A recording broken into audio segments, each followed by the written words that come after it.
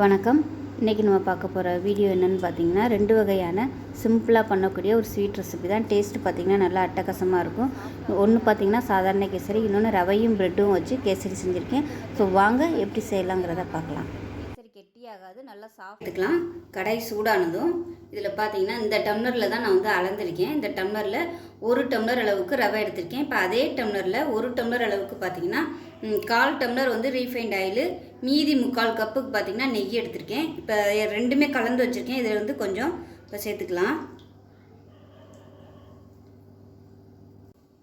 எண்ணெயும் நெய்யும் சூடானதும் அது பார்த்திங்கன்னா உங்களுக்கு எவ்வளோ தேவையோ அந்த அளவுக்கு முந்திரி பருப்பும் கிஸ்மிஸ் பழமும் சேர்த்துக்கலாம். இப்போ பாருங்கள், முந்திரி பருப்பும் கிஸ்மிஸ் பழமும் நல்லா பொரிஞ்சு வந்துருச்சு. இப்போ வந்து வேறு பிளேட்டுக்கு மாற்றிக்கலாம்.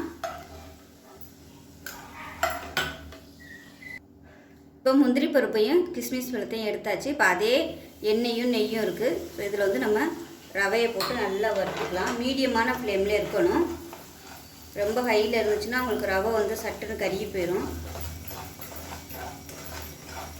செவந்து வராத அளவுக்கு நல்லா வறுத்துக்கணும். வறுத்த ரவையாக இருந்தாலும் நம்ம வந்து திருப்பி வறுத்தோம்னா தான் நல்லாயிருக்கும். எந்த அளவுக்கு வறுக்கிறோமோ அந்த அளவுக்கு கேசரி வந்து நல்லா சாஃப்டாகவும் நல்லா அப்படியே மணலாக அந்த ரவை வந்து தெரிகிற மாதிரி இருக்கும். நல்லாயிருக்கும் பார்க்குறதுக்கு. இந்த ரவை வறுத்துக்கிட்டு இருக்கும்போது பக்கத்தில் பார்த்திங்கன்னா எந்த டம்ளரில் ரவை எடுத்தோமோ அதே டம்ளரில் ஒரு 2.5 கப் அளவுக்கு தண்ணி வந்து சூடு நல்லா கொதிக்க வச்சுக்கோங்க. நான் வந்து தண்ணி கொதிக்க வச்சுருக்கேன். இப்போ பார்த்திங்கன்னா ரவை நல்லா வறுபட்டுருச்சு. அதே சமயம் கலரும் மாறலை. அந்த ரவையெல்லாம் பார்த்திங்கன்னா நல்லா அப்படியே அங்கங்கே பொரியும். அந்த ஸ்டேஜ் வரைக்கும் நல்லா வறுக்கணும். இப்போ வந்து தண்ணியை சேர்த்துக்கலாம். நல்லா கொதிக்கிற தண்ணியாக சேர்க்கணும்.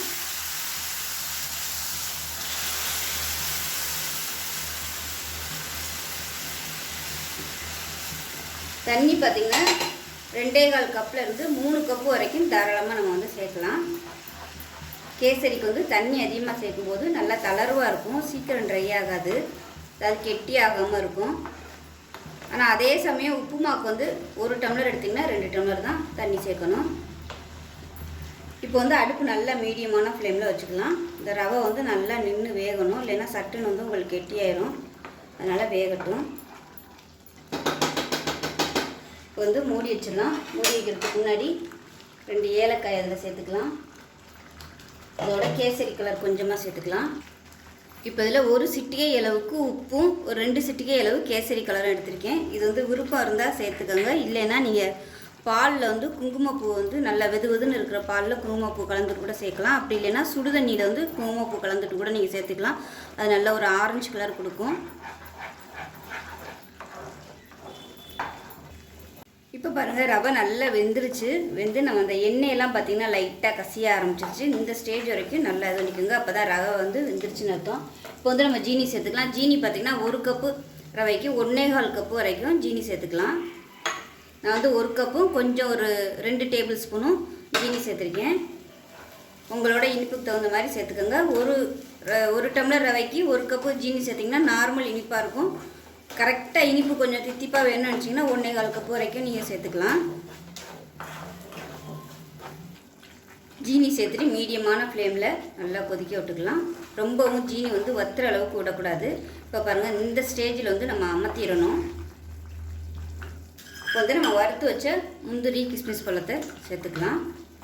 சேர்த்துட்டு மிச்சம் இருக்கிற இந்த நெய்யையும் சேர்த்துக்கலாம். நம்ம இந்த ஸ்டேஜ்லேயே வந்து நீங்கள் அமர்த்துனீங்கன்னா தான் உங்களுக்கு கேசரி வந்து கரெக்டான பதத்தில் வரும்.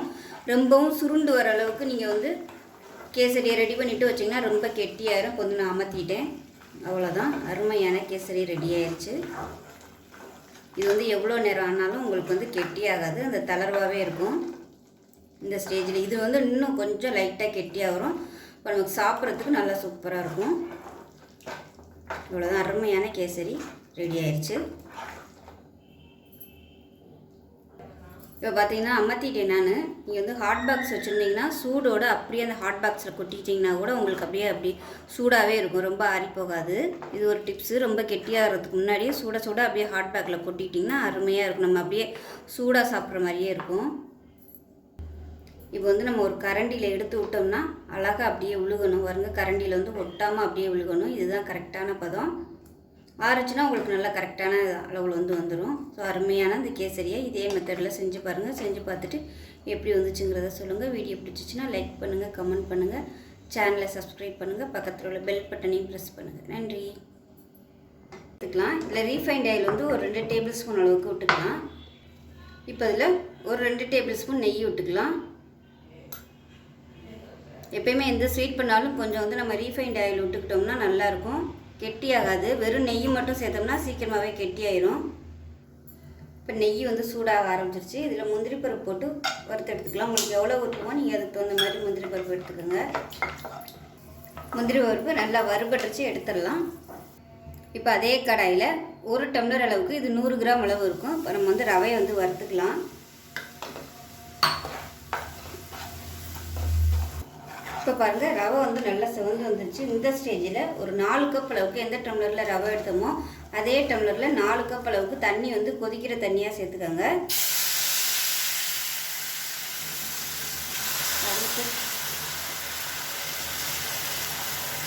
ஊத்தையில் கொஞ்சம் கவனமாக ஊற்றிடுங்க. பக்கத்தில் ஒரு ஆள் இருந்தாங்கன்னா ஒரு ஆள் ஊற்ற சொல்லுங்க, ஒரு ஆள் கிளறிக்கங்க. அது நல்லா கலந்துக்கலாம். இந்த ரவை நல்லா பிரெட் க்ரம் சேர்க்குறதுனால நம்ம தண்ணி கொஞ்சம் கூட ஊற்றினா தான் நல்லாயிருக்கும். இப்போ அதை மூடி வச்சிடலாம். கொஞ்சம் நல்லா வேகட்டும். ரவை மீடியமான ஃப்ளேமில் இருக்கட்டும். இப்போ எப்படி இருக்குன்னு பார்க்கலாம். இப்போ பாருங்கள், ஓரளவுக்கு தண்ணி நல்லா வத்திருச்சு. இந்த ஸ்டேஜில் ஒரு ஏலக்காயை தட்டிட்டு சேர்த்துக்கலாம். அதோட ஒரு சிட்டிகை அளவுக்கு உப்பு சேர்த்துக்கலாம். சேர்த்துட்டு நல்லா கலந்து விட்டுலாம். நான் ஏலக்காயை தட்டிட்டு சேர்த்துருக்கேன். நீங்கள் தூளாக இருந்துச்சுன்னா கூட சேர்த்துக்கலாம். இன்னுமே பார்த்திங்கன்னா ரவை நல்லா வற்றணும்.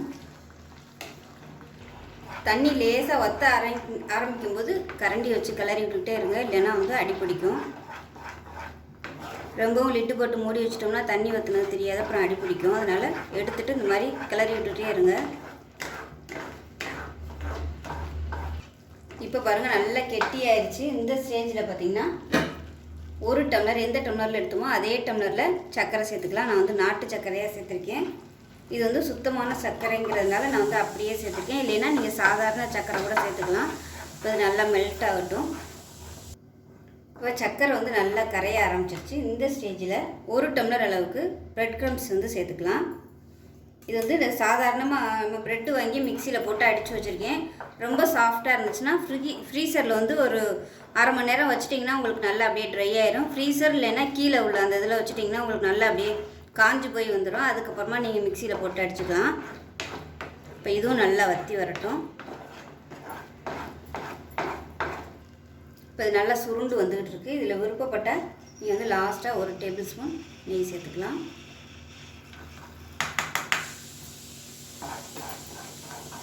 இப்போ வறுத்து வச்ச முந்திரியும் சேர்த்துக்கலாம். பாருங்கள், இந்த ஓரம்லாம் பார்த்திங்கன்னா அந்த எண்ணெய் நெய் எல்லாமே லைட்டாக அப்படியே கசிய ஆரம்பிக்குது. இந்த ஸ்டேஜ் வரைக்கும் நல்லா நம்ம கிளறி விட்டுக்கணும். பாருங்கள், சூப்பராக வந்துருச்சு ஒட்டாமல். இப்போ அதை அமர்த்திடலாம். இப்போ பாருங்கள், அருமையாக ரெடி ஆகிடுச்சு. ரவையும் ஒரு ப்ரெட்டையும் வச்சு சூப்பராக ஒரு கேசரி இல்லை அல்வா எப்படி வேணாலும் வச்சுக்கலாம். சூப்பராக இருக்கும். கொஞ்சம் வித்தியாசமாக இருக்கும். எப்பயும் ஒரே மாதிரி பண்ணாமல் இது மாதிரி செஞ்சு பாருங்கள், நல்லாயிருக்கும். ஸோ எந்த விதமான ஆர்டிஃபிஷியல் கலர் எதுவுமே நம்ம சேர்க்கலை. ஸோ இயற்கையான கலர்லேயே செஞ்சுருக்கோம். பார்க்கவே சூப்பராக இருக்குது பாருங்கள். இந்த நியூ இயர்க்கு இது மாதிரி வித்தியாசமாக செஞ்சு பாருங்கள். செஞ்சு பார்த்துட்டு எப்படி வந்துச்சுங்கிறத சொல்லுங்கள். வீடியோ பிடிச்சிச்சின்னா லைக் பண்ணுங்கள், கமெண்ட் பண்ணுங்கள், சேனலை சப்ஸ்கிரைப் பண்ணுங்கள், பக்கத்தில் உள்ள பெல் பட்டனையும் ப்ரெஸ் பண்ணுங்கள். நன்றி.